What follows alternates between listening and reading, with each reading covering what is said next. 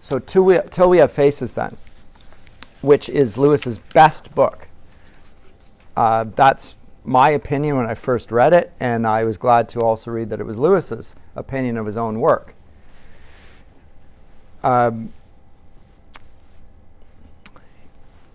Interestingly, it's not much read. I find it really odd. Of all of Lewis's works, the one that he regards as his best work is the one that very few people have even heard of. And I'm not quite sure why that is, because it really is a terrific work. In my other course, the sci-fi and subcreation course, I handle Lewis's 3 science fiction novels, as well as Tolkien's Lord of the Rings and a few other works. And they're magnificent themselves. I really think they are. In particular, I love Perelandra. I think it's wonderful. And in some ways, it's like this. It concludes with an earthly paradise. And there is a sort of an unfallen Eve and an unfallen Adam in it. But this one is far superior as a work of literature. And what it is about, to put it in a nutshell, is, well, it's obviously a retelling of the myth. And it's the myth, as I said, of Cupid and Psyche. So these figures. And Psyche, one of them is actually called Psyche in this. But Cupid is not called Cupid in Till We Have Faces.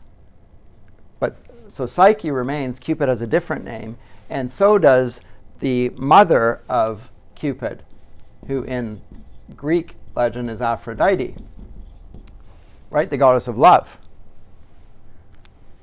One of the causes of the great war, the great Trojan War, is Aphrodite, interestingly.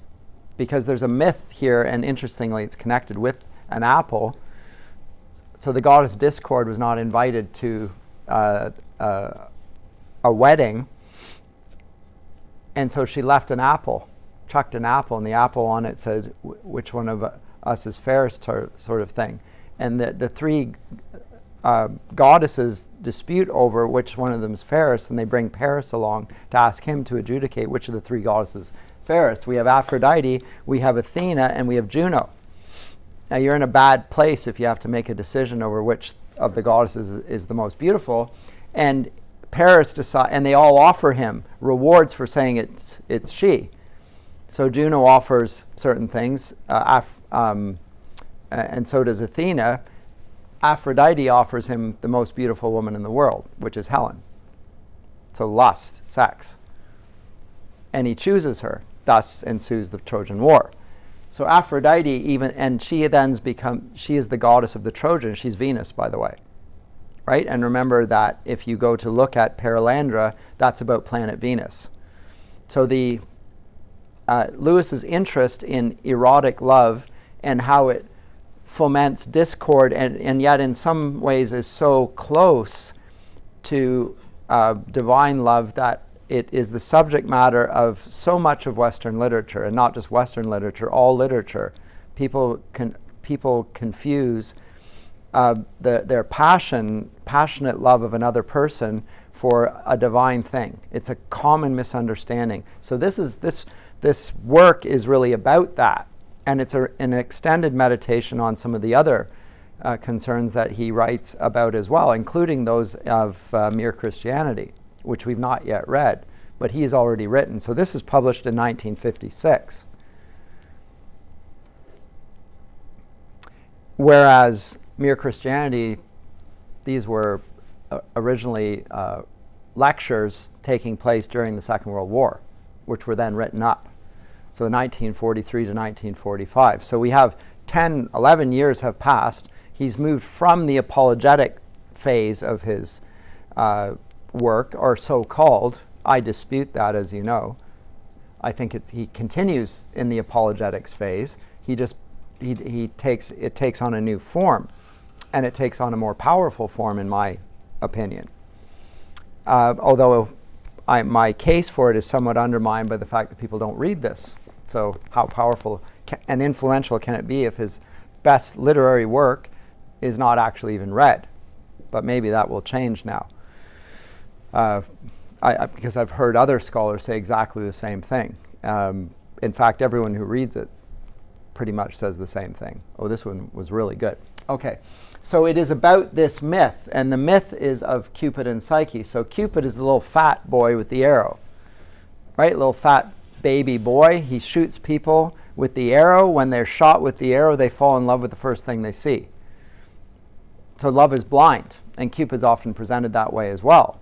He's a blinded baby boy. He shoots you with the arrow. That's what happened to poor Dido. Aphrodite, Venus, who is Aeneas's mother, shoots Dido with an arrow, and she falls in love with it, and she can't help herself, so she's doomed. And certainly Virgil is saying something about the destructive power of passion or of lust. So this is a reflection on it, and what it then describes here, because now the larger context is, it is an extended battle between a queen, because the story begins with the figure of Orual as a queen, looking back on her life, telling us that she has a lifelong enmity towards the gods. She has a bone to pick with them. And what's the battle? The battle's between two things. On the one hand, there's her religious heritage.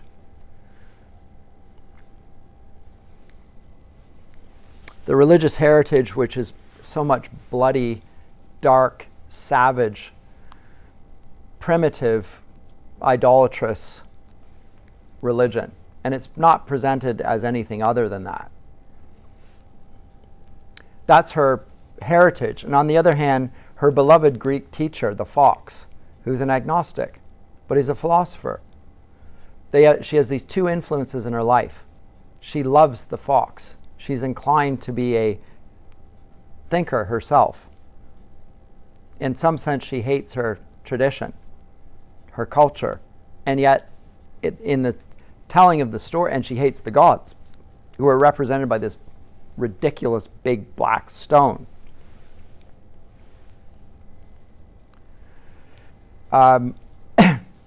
And her retelling of it happens in really three phases.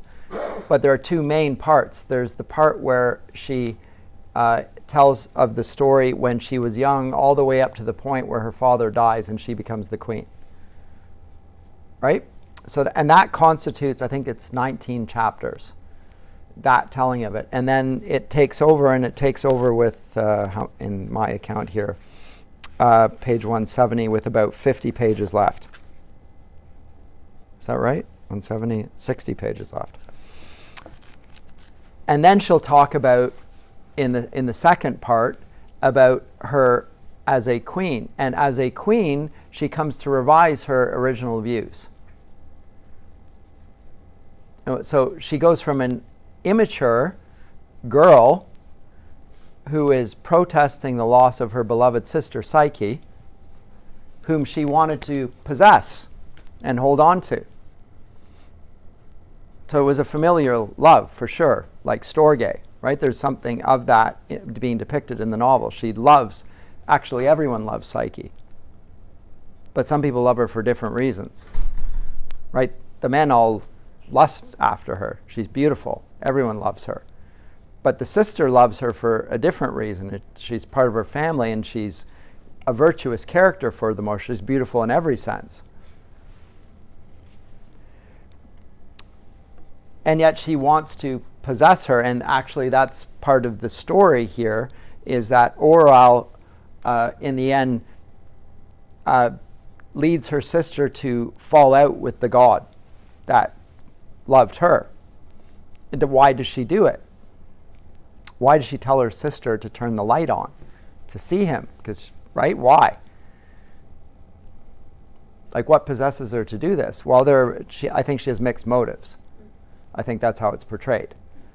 There's an element of concern for her sister, that she's being, it's the shadow beast right? So it's something awful. Or on the other hand, it's just some common thief or herdsman or something, and he's taking advantage of you, and you're of noble blood, and he's having sexual relations with you, and it's disgraceful. She presents those two things, but those are not the full picture of what motivates her. There's something else there. I think it's the fact that she loses her sister there, and she wants to hold on to her, and that leads her to force her sister, and this is the turning point. She compels her sister by her love to agree to betray the god Cupid. She compels her. She doesn't argue with her. She doesn't use the fox's reasoning. In the end, she compels her by making her swear an oath. She even stabs herself in the arm. Goes right through her. The dagger goes right through her arm. It's a pretty horrible scene. But she would rather harm herself and compel her sister in a way which is totally irrational and totally unfair and has no respect for her sister, than she would allow her to remain and be separate from her. So there's this element in which she is exactly like the figure that we just saw in the Great Divorce, right? But she thinks that it's a good thing, although there's an ambiguity even in her telling of that. When she becomes the queen, there's a transformation that takes place there. So chapters 20 onwards. And she now, from the vantage point of responsibility, starts thinking about what she's done. And to some degree, the turning point happens when she is willing to lay down her own life. Right? She goes to fight. She's been trained in swordplay by the man she actually falls in love with. It's pretty subtly done, I think, in some ways. I think anyone who says Lewis doesn't have an understanding of female psychology, well, what would I know? But from my perspective, I think he gets inside the characters rather well. And it's subtle. It's not overt. It's so unlike that Hideous Strength, where I think the characters are sort of superficial in their portrait. They're interesting, and the ideas are interesting, but the characters are rather implausible. Their motivations and so forth, not quite so good. Here, they're far more so. So she's falling in love with a soldier, and yet there's an unconsummated love there. But she's motivated by that herself.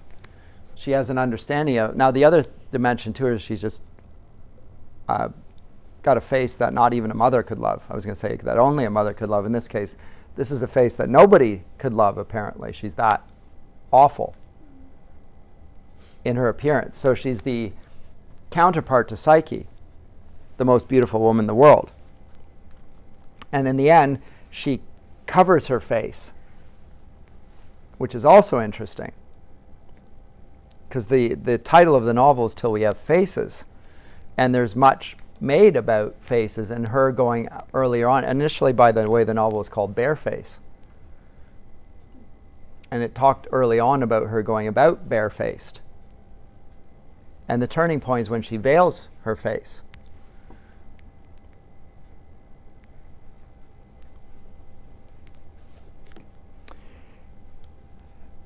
So at that point, she then backtracks and starts thinking about what she had done and about her grievance against the gods, but she never actually does get to the point where she understands the gods and thinks the gods were right. She doesn't get there in the second part. And then only in the very end, there's a sort of a sense of ambiguity there. And so it isn't the point that there's a conversion, per se, because the beginning narrative account at the outset is where she stands. But it's an agnostic, accusing religion of robbing her of something. But the actual narrative account that we read persuades us, because of the ambiguity, that there's something there, actually, which, for all of her wisdom, Orual is not accurately depicting. That's my sense. And so Lewis is continuing on his theme, which he also expresses in Mere Christianity, we'll go back and look at Mere Christianity in a few classes, but the idea that the gods are silent. They don't make it obvious so that there's no doubting, so that everyone will agree unambiguously. For Lewis, as for every Christian, the evidence for Christianity is perfectly obvious, blindingly clear, incontrovertible. But he recognizes that others don't see it that way. They want a direct revelation from heaven. Those of us who are Christians say, well, you've already had that. That was Jesus. He was the direct revelation from heaven. The Bible is God's direct revelation from heaven. It is unambiguous in its declaration. It makes entire rational sense, and yet you still don't accept it. You want more than that. This is Lewis's dealing with the great problem for the unbeliever, of which he once was, the apparent hiddenness of God. Why does God hide himself from unbelievers? Why don't they see him the way believers see him? And the girl here, Orual, is that agnostic who's confronting all the evidence here. And the evidence is on two sides. There is the Greek rational, clear, consistent side, and there's also the pagan, earthy, bloody side of her culture, represented by this horrible black stone.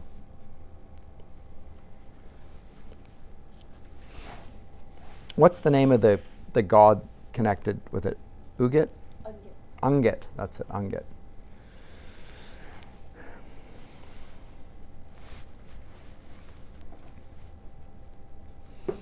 So right towards the end of the book, there's this phrase. She says, I saw well why the gods do not speak to us openly, let us answer. Nor let us answer, till that word can be dug out of us. Why should they hear the babble that we think we mean? We think we mean. How can they meet us face to face till we have faces? So that's the key phrase in the whole book. And what does it mean to have a face then? The whole book is playing on faces. She went about barefaced, she then covered her face, and she gets a face in the role and in the experiences and the sufferings of her life and the loss of her sister, her beloved sister, whose face was beautiful. All this idea of and again, the echoes of Scripture, 1 Corinthians 13, seen through glass darkly, but then we shall see him face to face. For now we see as in a glass darkly. A glass there is a mirror, the older English, right? And old mirrors were not like our modern mirrors, which are bright. If you see old mirrors, they are often distorted images, and they're often imperfect. So it's not a perfect reflection, but then it will be a perfect reflection. Well, what face will we reflect if we see the face of God, which is, by the way, the aim of every religion, is to see the face of God, because God is the aim of every love and every human nature, I think. But that's what he's dealing with. He's presenting in a fictive form all of the questions that obsessed him throughout his entire life. And he's also including in this his early love of paganism and pagan mythology, which this is a retelling. Because remember, the teacher, the fox, who's an agnostic and represents the philosopher, only tells one part of the Greek story. The other part is its own myths, which the fox, for all of his adherence to a skeptical position, nonetheless loves himself and appeals to, just like Plato did in his works. And Lewis certainly did in his life. So I think the central focus of The story is is a woman in a world where the gods don't speak clearly. They don't speak clearly to her. And the internal monologue that is going on there, and the contradictions. So she is the skeptic that Lewis himself probably was, all the way up until the point where he had that great walk in the garden with Tolkien, and he talked about Christianity being a true myth. Now he presents it in fictive form. I think it's his most powerful work. But the very first sentence then sets the stage here for this.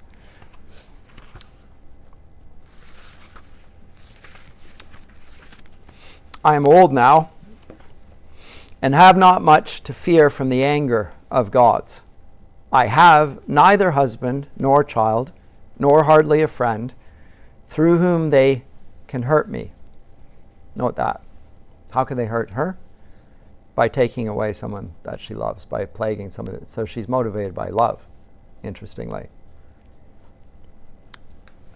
They can't hurt her through taking away erotic love. They can't take her away by depriving her of familiar love. So she's insulated from being hurt.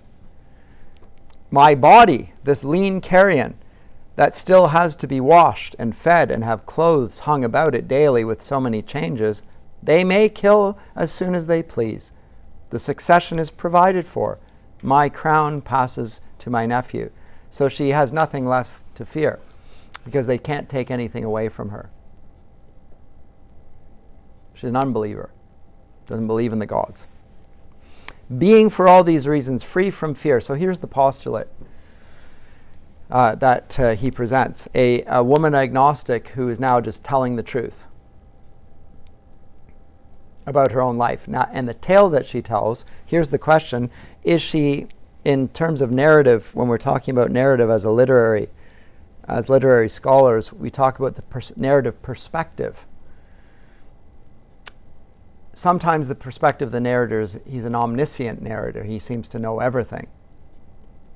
We also talk about reliable narrators and unreliable narrators. The perspective of this old queen is not omniscient, and it's not reliable, I would submit. It's not totally unreliable either, but it's clear from the telling that there's an ambiguity and there are contradictions in the tale. And the contradictions that's in the tale are the contradictions that Lewis finds are replete in his own agnostic background and those of his contemporaries, who say that they're certain about some things, but if you listen to what they say, they're actually contradictions. They don't account for all the evidence. They're evading the question. So if you want to think of it as a work of apologetics, which I don't think it is, but I think it has the effect of being one, he is addressing the skeptic directly by putting the skeptic as the storyteller here.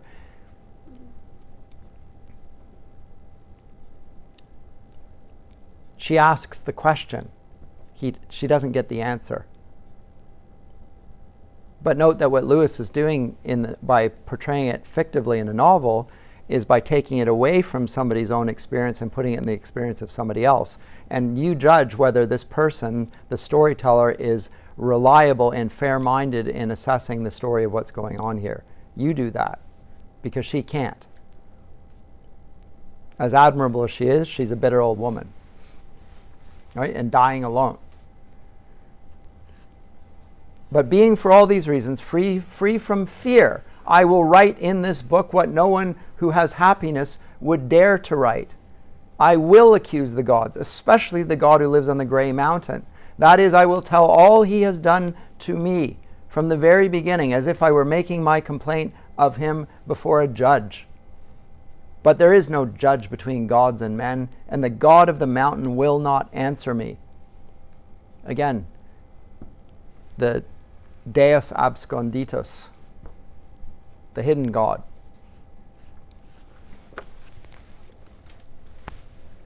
Great theme.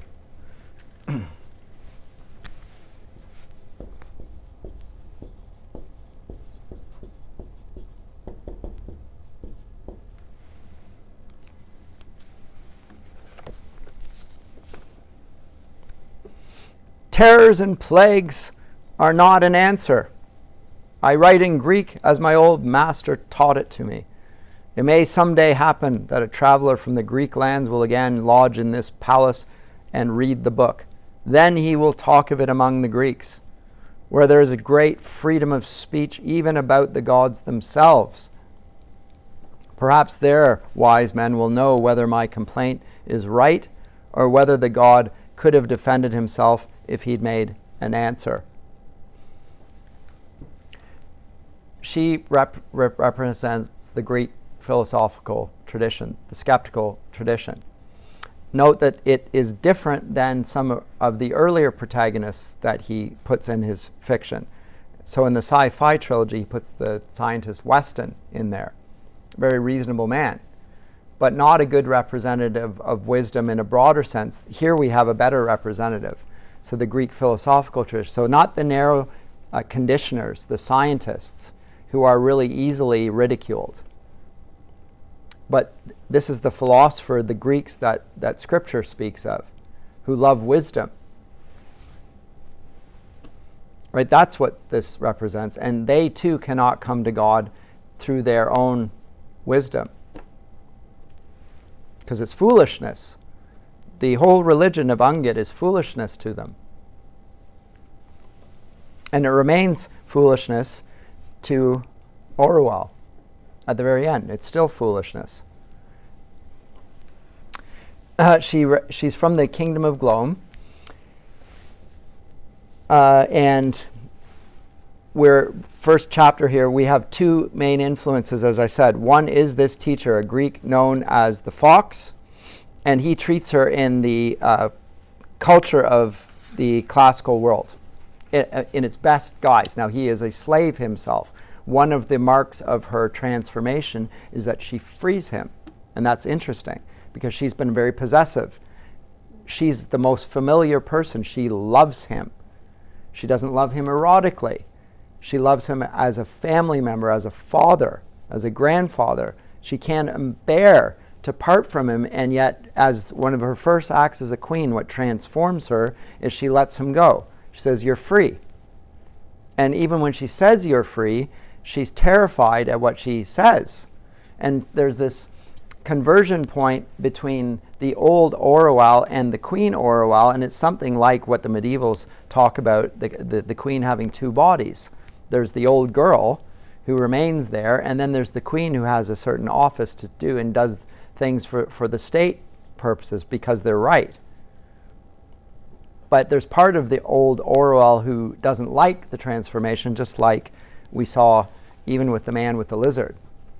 Terrified of losing in letting go. But she does.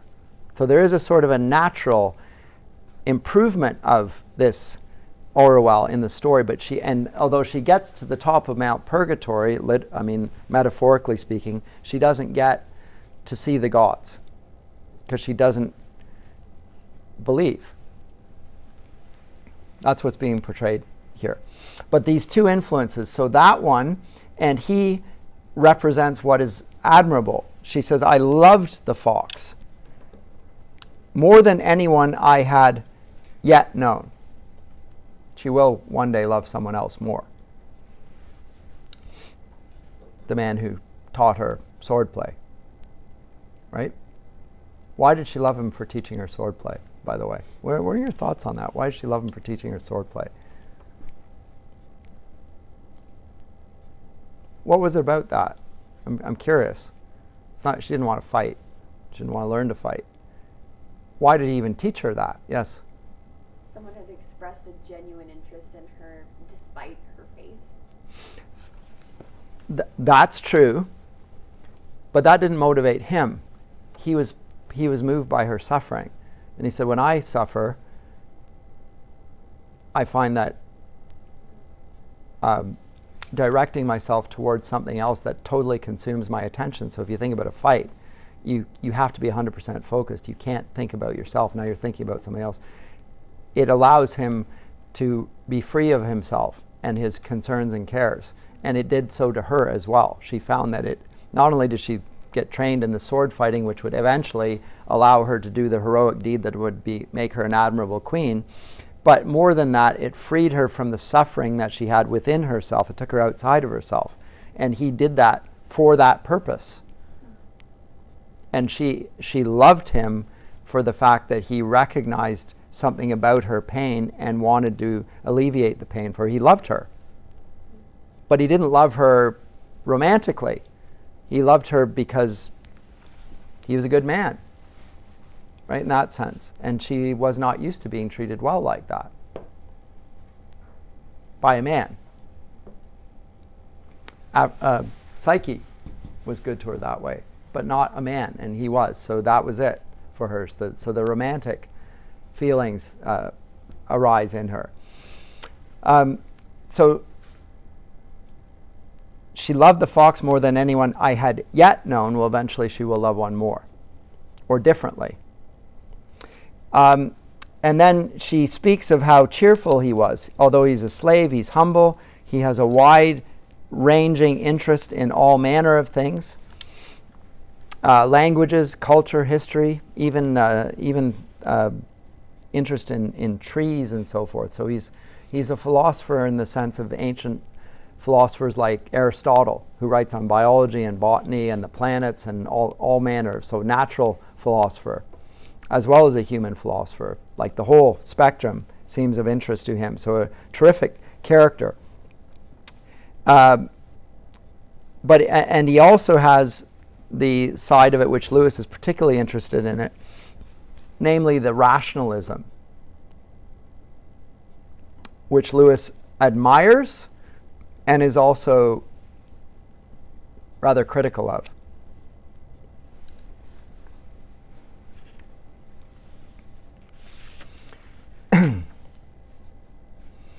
So when he is speaking about Unget and the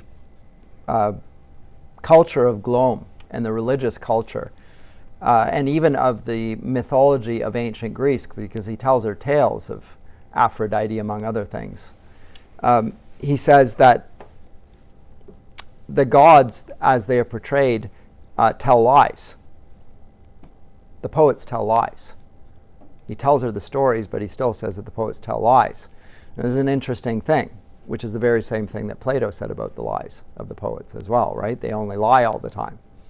And yet he still appeals to those stories. And he finds some substance to them. But he can't rationally explain wherein the truth of it lies. He can't do it.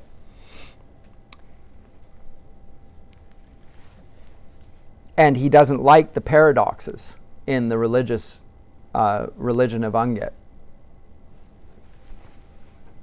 and says it can't be. You can't have it both ways. There can't be any paradox in religion. Okay, but there's and the fox, when he portrays his critique of the religion of Unget, I think he leaves the reader with some sense of dissatisfaction in his portrait.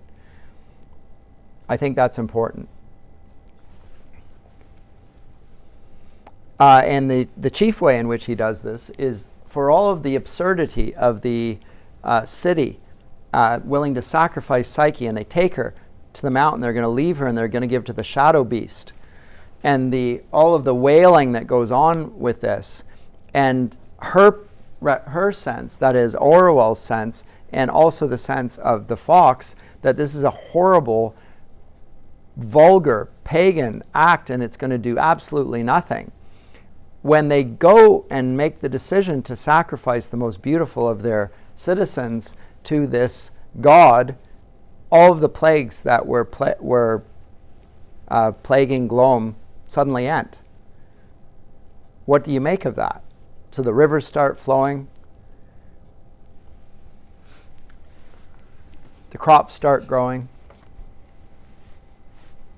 The diseases stop instantly. Not just gradually, instantly. It's too late for the crops to grow, but all the same, there's some small fruitfulness that arises from it, and it's an instant thing. So there's almost a witness that goes against or above all rational awareness, and that's presented in the substance of the story, and she herself notes it. So Lewis is suggesting here that there is something true about the pagan religion, however barbaric it is.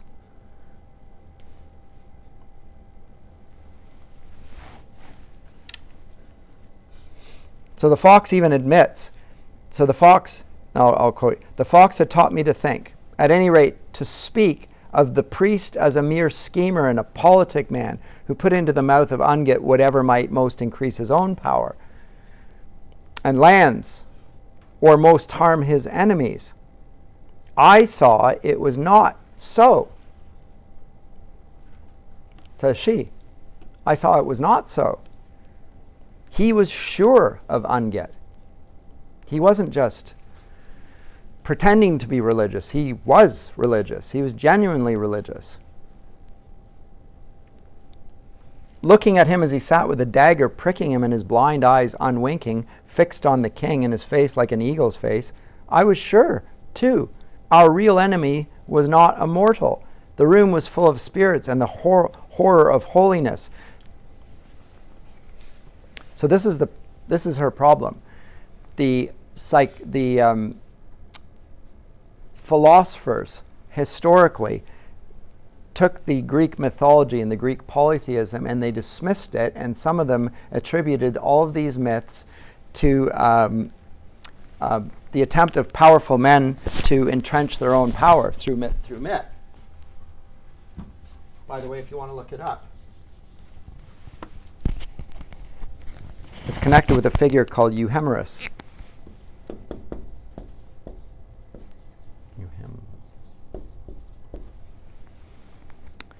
So all this discussion of Zeus and Hera and so forth, these are ancient kings who mythologized their power, and they eventually, over time, people forgot that they were about the men and actually believed the existence of the gods. But there's a sort of a rational debunking of the idea that there are gods.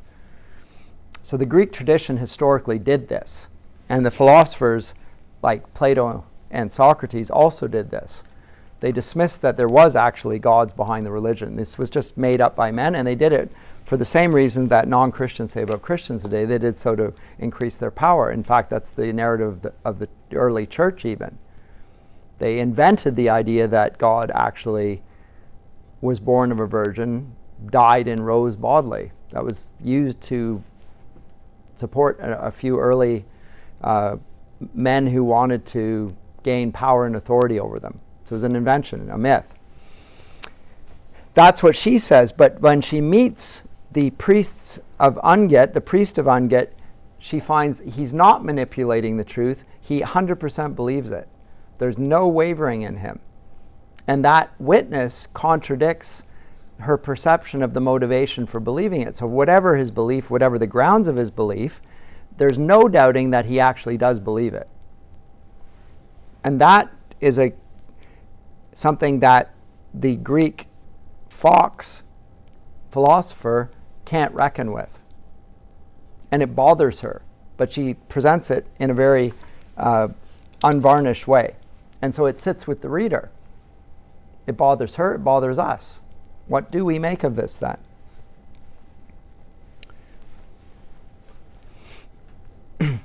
And so, and Psyche, her sister, comments on this as well. Psyche, who also loves the fox, she says this: the fox hasn't the whole truth.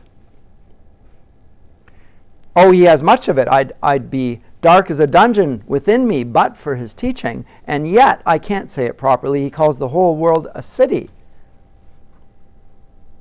But what's a city built on?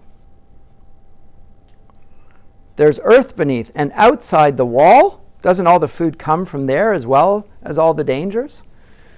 Things growing and rotting, strengthening and poisoning, things shining wet. And just like the house of Unget, says Psyche. So there's something there. Whereas the fox, the philosopher, wants to contain everything within the walls of the city, but there's something outside the walls. And that they can't account for. It's a circumscribed notion of reality. Doesn't explain the whole picture. And so again, going back to that Anscombe-Lewis debate, where they're talking in the language of the philosophers, Lewis presents his view of miracles. I think he does it quite well. I think Miracles is a very good book myself. And the argument from reason is terrific. I think it's powerful. And apparently he does as well, because he brings out a second edition of it. So he doesn't back down from it. But he does realize that his sense of what is outside the debate needs to be brought into the debate. And the way he does this is by writing fiction, where it's permissible, in fact, to be expected.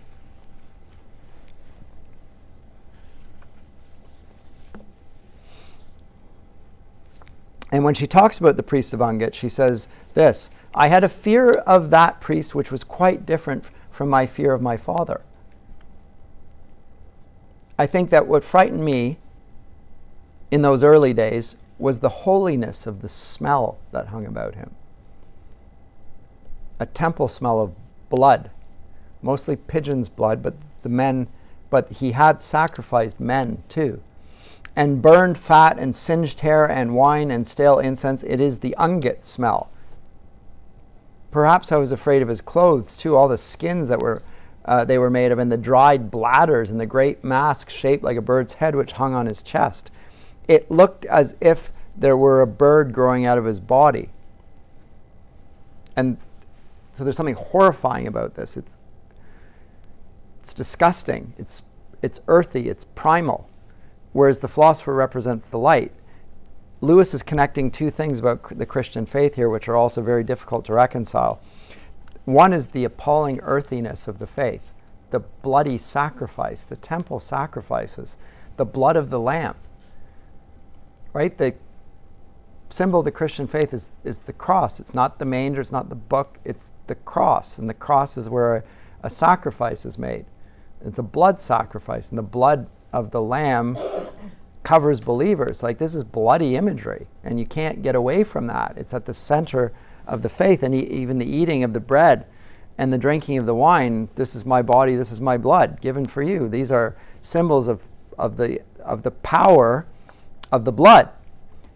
At the same time, there's the element of that Jesus is also the light, and there's clarity in the light, and there's logic in the light, because the logic is the logic of the Logos. So Lewis is combining those two aspects, the primal, bloody, earthy, sacrificial, bodily aspect of human nature and human existence, which he can't deny, or which the Greeks always seek to deny, actually. And hence their adherence to Gnosticism, which is, they say that the soul is who we are, but not the body. The body's a prison house. So they want to get away from Greek religion. Right? Let's move Greek philosophy towards Gnosticism, but let's move it away from the horrible sacrifices of bulls and calves and so forth. And on the other hand, the truth that's being presented by the Greeks, the love of reasoning and the light that comes with it, because Jesus is the light of the world. And the connection point between the blood and the light is the love. Hence the myth of Cupid and Psyche is pulling together all of those strands in a way that reflects all of Lewis's own most powerful beliefs and his convictions about the truth of the old stories which he loved as a boy and still loves, but also the truth of the Christian faith. It's not just a religion, it's a worldview. Can be explained, can be lived in,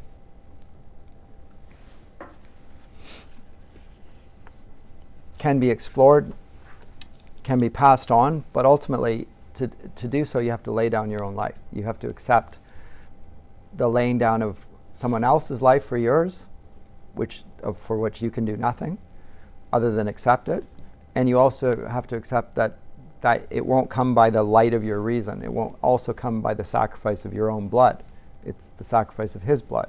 So that all of those things get pulled in here, and all of those, I say, are connected with this. The term love connects the blood and the light. But those three are central in that. But as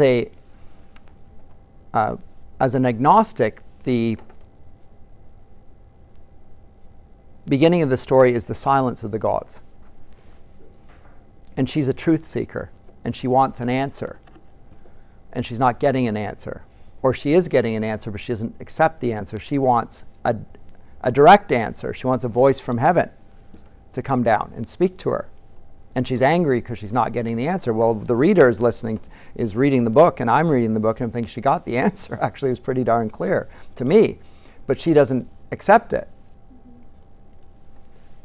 She doesn't like the answer. That's the real issue. She's been given a very clear answer, but she won't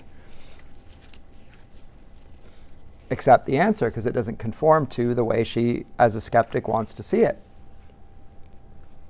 But her own account can be held against her.